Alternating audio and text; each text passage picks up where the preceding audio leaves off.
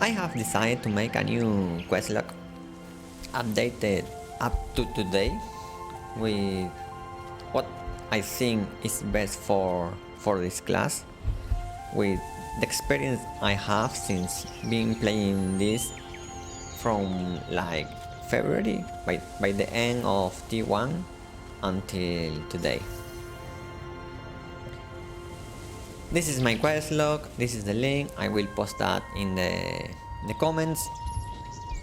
I want to explain a few things. I have a very detailed description here, but what's important is, first, artifacts. I only pick sets. I don't care about the stats, because the stats are too random. So I pick the sets and all the stats are a bonus. In other words, I don't make a build expecting to get some specific stats with some specific artifact with some specific main stat. I mean, that's too random for me. So I only focus on the sets.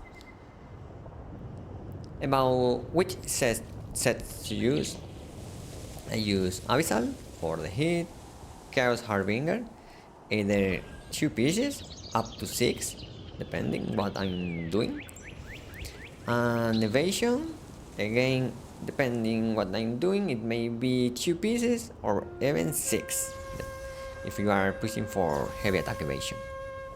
Additionally, Ancestral Armor may be considered for that extra hell on 2 pieces.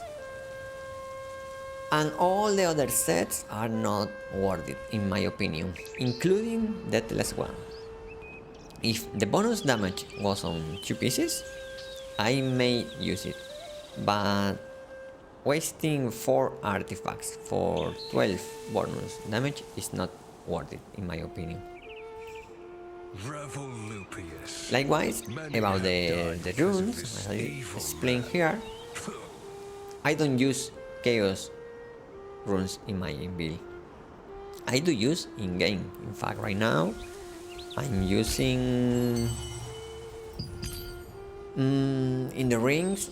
I have this ranged critical hit chance, for example, but I don't plan a build expecting to have a specific chaos rune, so I don't use chaos rune anywhere here. In my previous quest log, I didn't have proper skills. I have created 3 bars now. This is the main one I'm using most of the time. The builds have description, and basically about this one, the only difference is that I may swap Eagle with the clock, depending if I want to boost more the cure's damage or I want to focus more on higher evasion targets. Lately, I've been trying to switch my focus from healers and tanks to DPS classes, and hence that's why I'm using the Eagle now instead of the clock. About the active skills, like I mentioned in my previous videos about the skills, most of them are kind of mandatory, and there are only 4 flex points, and it's the mark, the shield, and the barrier.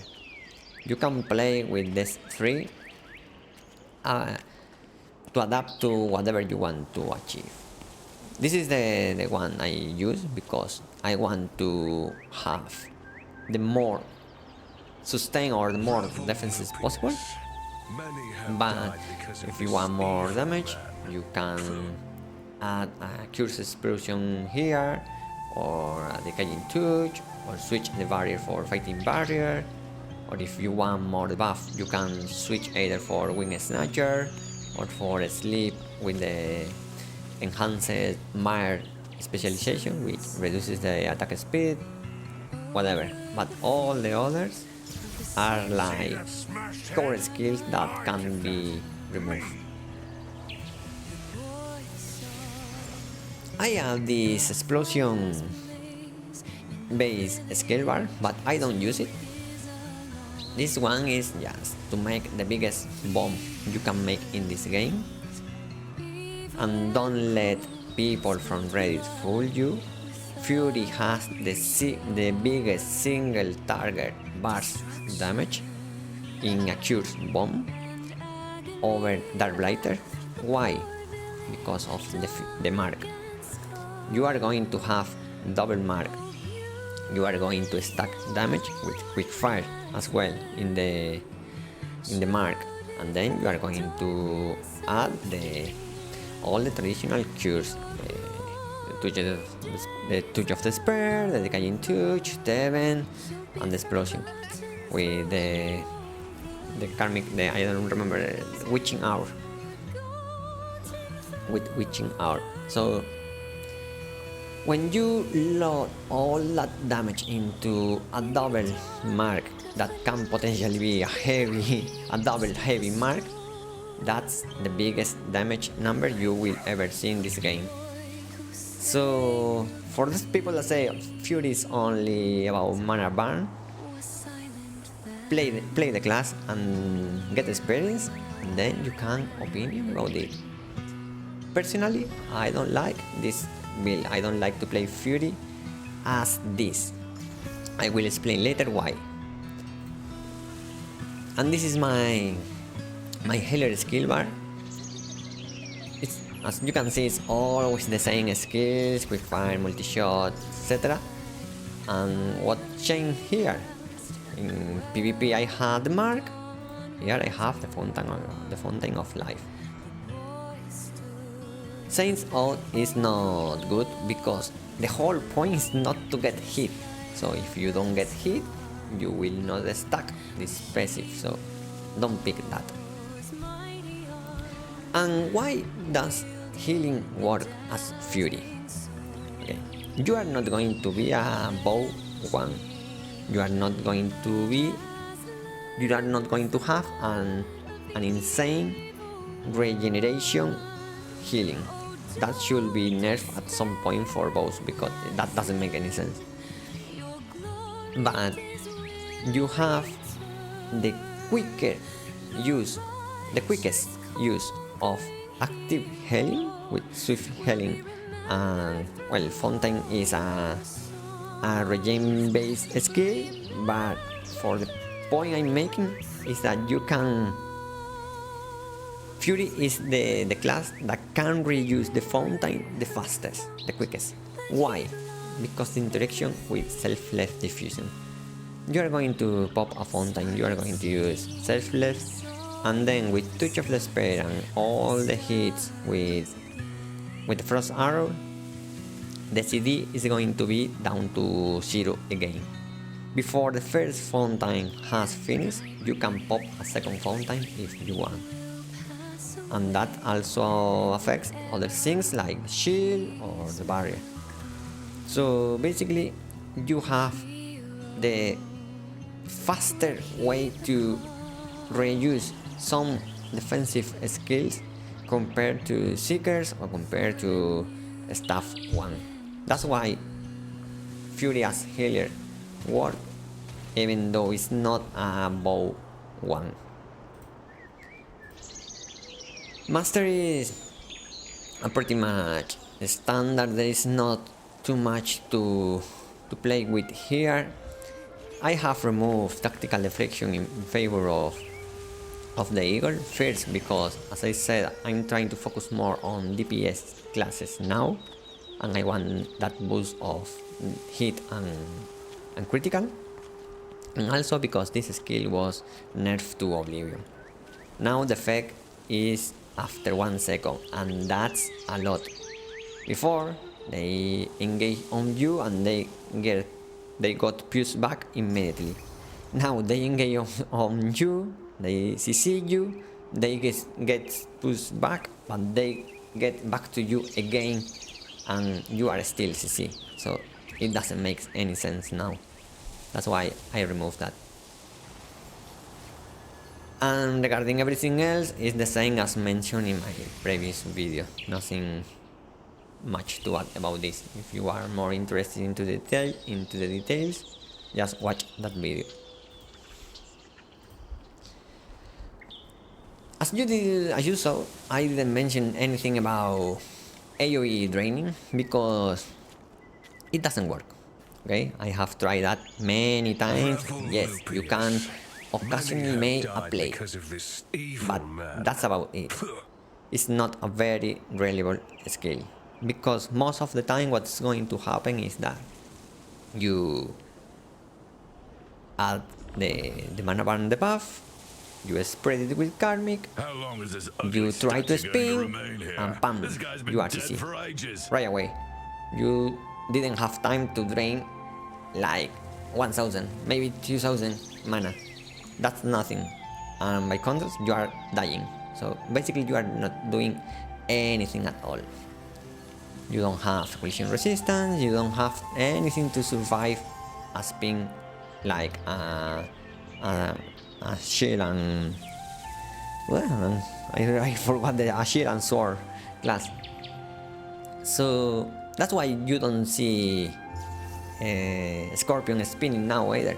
It doesn't make sense anymore unless you have a shit ton of defense. So forget about that idea. Regarding the stats, remember that this class is not a DPS class. It's like an offensive support, and you have to build around that idea. And for that reason, the main stats are weaken chance, followed by cooldown speed, mana cost efficiency, buff, and debuff duration. You need to have over 1.4 weaken chance because people are stacking weaken resistance as crazy. For cooldown speed, I try to stick at least to like 30-36. I think right now I have 30. For mana cost efficiency, the same. You want to have as much as possible because this class uses a lot of mana. And if you are using Akman instead of Berkan, that's a problem because you don't have the recovery from Berkan. And buff and debuff duration are important because the higher buff duration you have, the more uptime you are going to have your defenses, your shield and your barrier. So the longer you will stay in the fights. The buff duration is also good, but it has diminishing returns. So try to have as much as possible, but don't get, try to build around it because at some point it will not be as good. But the whole point is that you want the stigma, you want the marks, you want the silence, you want the stuns to last the less time possible on you. Regarding defense, okay, for me it's all about magic and range evasion. I have tried melee evasion, but it doesn't work for me. Why? I will explain that later here. So for me it's all about magic and range evasion, and just add additional stuff as needed. For example, I have played with critical damage resistance, I have played with melee heavy evasion, I have played with boosting max health. If I have to pick something about in between the three, it will be probably max health, because melee evasion works, but to make melee evasion work, every blue rune needs to be set to melee heavy evasion. You will also need to replace the belt and to replace the runes and use blue runes here. And same here, if I recall correctly, this one, yes, melee heavy evasion. You will need to use the basically 3 melee heavy evasion here, 3 melee heavy evasion here. If you want to even push it a little more, you can replace the belt with the tuning or Ogre Girdler and you get to like, if I recall correctly, it was something like 850 or nearly 900 milli evasion, and it works. I mean, when you are in the game, you may think it's not working, but if you record the gameplay and you watch later, you will often realize how many guillotines and death blows didn't land a heavy attack. So it works. That's the bottom line. In terms of offensive skills, it's up to you. As I said, if you only want to focus on low evasion targets, you don't need hit, so you can build more critical or more something else. Right now I'm trying to have a balanced class, because I don't only focus healers, I don't only focus tanks, I don't only focus gladiators. I play Dominion, I play Open PvP, I play in GVG, I target everything I can, so I'm not focused on a specific target. I'm playing for having fun. And for that reason, I decided to drop that idea and get more hit. Right now I'm sitting at 1.8. And it's working for me. I don't have magic heavy attack as before. Before I had something like 600 or along the lines of that. But now I have a more balanced setup with bonus, with, well, this bonus is wrong. With bonus, with hit, with some critical, and that's it. Important about critical. Many people say, if you are not going to have more critical than endurance, just don't build critical. And this is a great mistake. And I repeat it, this is a great mistake. The idea is not to have more critical than endurance, than the endurance of your target. Yes, that will most likely cause that you will not crit. Okay, I will not make a critical hit. But what I'm trying to prevent is a glancing blow. That's it. Attacks where the lowest base damage is used. And if you don't have any critical, if you have here like 700, 800 critical, that's a guarantee. When you are fighting someone with over 2000 endurance and you have 700 critical, you can be sure that you will be always doing a glancing blow. And that sucks.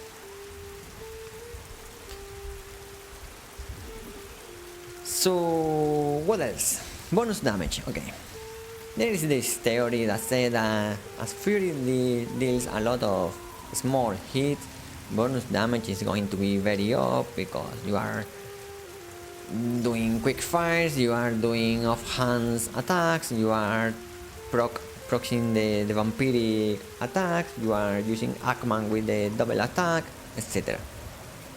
In my experience, it doesn't work. Okay, my experience is the same, having about 60 or 78 or 150, a little more in game actually, because when you are moving the pieces boost this damage a little, but I haven't found any difference at all. So for example, 4 pieces downset is not good. Okay, so as I said earlier, I have this skill bar here, but I don't have any build for this. Why? Because to be able to make a proper Curse Bomber class, you need high magic heavy attack and high weaken chance. And you can only get that if you build glass cannon. And what's the problem? The Fury is not a glass cannon class.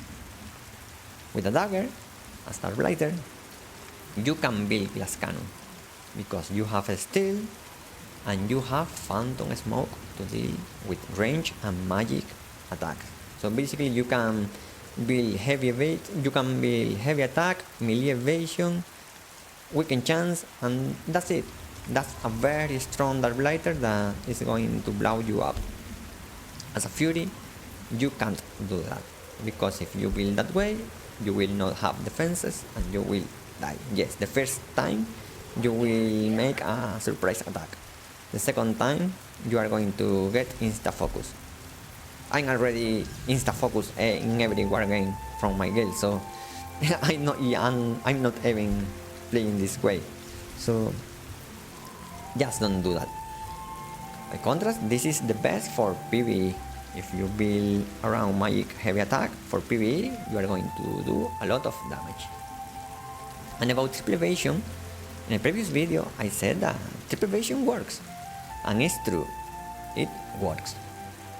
Don't let people in Reddit tell you otherwise. Try things by yourself and you will see that it works. The problem for me is that you have to commit to melee evasion in order to make it work. Because you need to use all the blue runes and all the resonances slot for melee evasion. And I don't like that. I want to keep it flexible. So for that reason, my resonances are set to magic evasion or range evasion. My blue runes are set to max health or melee heavy evasion, most likely, or sometimes max mana. Why melee evasion works even if you don't have that much? Because, you know, if you follow Reddit mindset, it's like, if you don't have 3.5k melee evasion, that's useless, you are going to get hit. Yes, you are going to get hit, but 1% of the players. The reality is that most people don't have over 2k hit. Some people will have about 2.5k, but nearly everyone is going to have much more than that. And for those cases, in fact, you still can boost your melee evasion a little more with the artifacts active skill that boosts by 250, and with the mastery that boosts the melee evasion by 600 when your HP is below 25%. So if you want to play triple evasion, give it a shot because it just works. In fact, I only use it with 2000 melee evasion and I already felt the difference, so it works. That's pretty much it. This is my builds. I removed all the other builds I had in my previous Questlog. Now it's only using Akman and Teben or Akman and Dekman. The only two potential combinations I have found to be somewhat usable for the stats I want to have. And don't get too sweaty about Akman. As I said in my previous video, it's not that much damage. In fact, Berkan is just as good or even better. I'm pretty sure, I'm still not sure about this, but I'm pretty sure that Berkan may be even better than Akman in most cases. I need more proper testing into that, but Akman, Berkan is just very good with this combination of this bonus damage and the Limoni's Tragedy skill. It's just too good, to be honest. But Akman is better for the extra hit for mana burn. That's the whole reason I'm using it. So that's it for this video. Hope you enjoy it. Ask any question in the comments.